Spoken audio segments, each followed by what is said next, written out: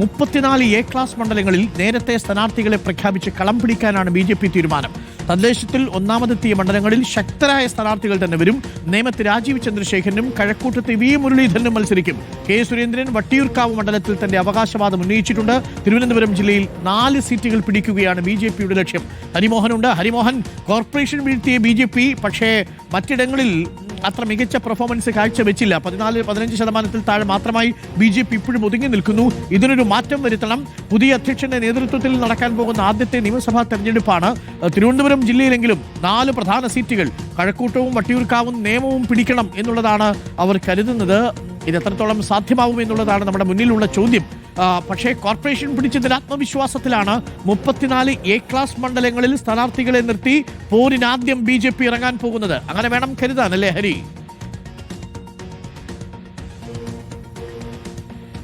അരുൺ, ഒരു 34 സീറ്റുകളിൽ സ്ഥാനാർത്ഥി പ്രഖ്യാപനം അതിവേഗത്തിൽ നടത്താൻ തന്നെയാണ് BJP തീരുമാനിച്ചിരിക്കുന്നത്. അതായത് വലിയ തർക്കങ്ങളൊന്നുമില്ലാത്ത, എന്നാൽ തരക്കേടില്ലാത്തൊരു മുന്നേറ്റം ഉണ്ടാക്കാൻ കഴിയുമെന്ന് പ്രതീക്ഷിക്കുന്ന ഒരു 34 സീറ്റുകൾ. അങ്ങനെയാണ് ആ പ്രഖ്യാപനം ഈ മാസം തന്നെ നടത്താൻ വേണ്ടിയുള്ള തീരുമാനത്തിലേക്ക് BJP എത്തിയിരിക്കുന്നത്. 2 പ്രധാനപ്പെട്ട വ്യക്തികൾ തലസ്ഥാനത്തേക്ക് വരുന്നു. അതിലൊന്ന് പ്രധാനമന്ത്രി തന്നെയാണ്. അത് പക്ഷേ ഈ മാസം അവസാനത്തോടു കൂടി ഉണ്ടാകുകയുള്ളൂ. പക്ഷേ 11-ാം തീയതി കേന്ദ്ര ആഭ്യന്തരമന്ത്രി അമിത്ഷാ ഇങ്ങോട്ട് വരുന്നുണ്ട്. നേരത്തെ തന്നെ ഇക്കാര്യം പ്രഖ്യാപിച്ചതുമാണ്. അതിനുശേഷമായിരിക്കും പ്രധാനമന്ത്രിയുടെ വരവ്. ഒപ്പം തിരുവനന്തപുരം കോർപ്പറേഷന്റെ വികസന പത്രിക പ്രഖ്യാപനം, ഒപ്പം മിഷൻ 2026 പ്രഖ്യാപനം ഒക്കെ തന്നെ ആ വരവിൽ ഉണ്ടാകും എന്നുള്ളതാണ് BJP പറയുന്നത്. അതോടുകൂടി ആ സ്ഥാനാർത്ഥി പ്രഖ്യാപനത്തിലേക്ക് കടക്കുക, ആ പ്രഖ്യാപനം നടത്തുക എന്നുള്ളത് ഉദ്ദേശിക്കുന്നുണ്ട്. കഴിഞ്ഞ തവണ 30,000-ലധികം സീറ്റ് നേടിയിട്ടുള്ള ഒരു 17 മണ്ഡലങ്ങൾ BJPയുടെ ലിസ്റ്റിലുണ്ട്. ആ 17 മണ്ഡലങ്ങളിൽ ഇത്തവണ വലിയ മുന്നേറ്റം ഉണ്ടാക്കാൻ കഴിയും എന്നുള്ളത് തന്നെയാണ് പ്രതീക്ഷ.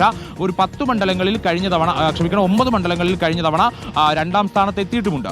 അതിനകത്ത് 5 മണ്ഡലങ്ങളിൽ 50,000-ലേറെ വോട്ട് നേടിയിട്ടുമുണ്ട്. അപ്പോൾ അതുകൊണ്ട് ഇത്തവണ ആ 9 മണ്ഡലങ്ങളിലും വിജയപ്രതീക്ഷ വെച്ച് പുലർത്തുന്നുണ്ട്. അതുകൂടാതെ ഒരു സീറ്റ് കൂടി അഡീഷണൽ ആയി, അതായത് ഒരു 10 സീറ്റിലെങ്കിലും തങ്ങൾക്ക് വിജയിക്കാൻ കഴിയുമെന്നുള്ള ആത്മവിശ്വാസം BJP പ്രകടിപ്പിക്കുന്നുണ്ട്. സ്വാഭാവികമായിട്ടും അവർക്കത് പുതിയ അധ്യക്ഷൻ ചുമതലയേറ്റ ശേഷം ആ ആത്മവിശ്വാസം ഉണ്ടാവുക എന്ന് പറയുന്നത് സ്വാഭാവികമായിട്ടുണ്ടാകുന്ന കാര്യവുമാണ്. പക്ഷേ തിരുവനന്തപുരം കോർപ്പറേഷൻ ഒഴികെ സംസ്ഥാനത്തുടനീളം വലിയൊരു തിരിച്ചടി തദ്ദേശ തെരഞ്ഞെടുപ്പിൽ നേരിട്ടത് കൊണ്ട് തന്നെ വളരെ ജാഗ്രതയോടുകൂടി മുന്നോട്ട് പോയി ഈ കരുത്തരായ സ്ഥാനാർത്ഥികളെ, അതായത് ഈ 17 മണ്ഡലങ്ങളിലും കരുത്തരായ സ്ഥാനാർത്ഥികളെ രംഗത്തിറക്കുക എന്നുള്ളതാണ് BJP ഉദ്ദേശിക്കുന്നത്. അതിലേറ്റവും പ്രധാനപ്പെട്ടത് തിരുവനന്തപുരത്ത് അവർ ലക്ഷ്യം വെക്കുന്ന ഒരു 4 സീറ്റുകളാണ്. നേരത്തെ അരുൺ സൂചിപ്പിച്ചതുപോലെ നേമത്ത് ഉറപ്പായിട്ടും രാജീവ് ചന്ദ്രശേഖർ സ്വയം ഒരു സ്ഥാനാർത്ഥി പ്രഖ്യാപനം നടത്തി കഴിഞ്ഞു. മറ്റൊന്ന് കഴക്കൂട്ടമാണ്. കഴക്കൂട്ടത്ത് മറ്റൊരു മറുചിന്തയ്ക്ക് സാധ്യതയില്ല. കാരണം 2016-ൽ ശോഭാ സുരേന്ദ്രൻ മത്സരിച്ചതിനേക്കാൾ കൂടുതൽ വോട്ട്, 2016-ൽ വി മുരളീധരൻ മത്സരിച്ചതിനേക്കാൾ വോട്ട് കഴിഞ്ഞ തവണ ശോഭാ സുരേന്ദ്രൻ നേടാൻ കഴിഞ്ഞില്ല.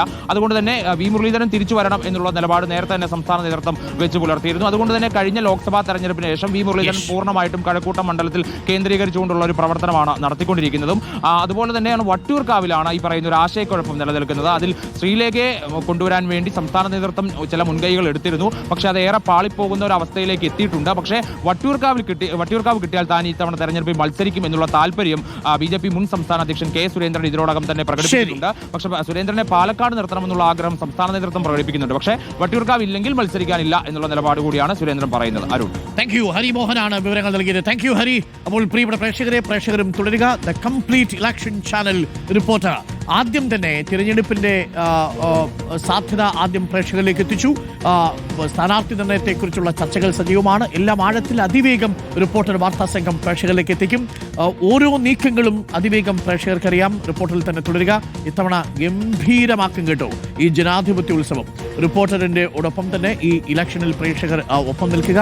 പ്രധാനപ്പെട്ട വിവരങ്ങൾ നമ്മൾ പ്രേക്ഷകരിലേക്ക് അപ്പം തന്നെ നൽകിക്കൊണ്ടേയിരിക്കും.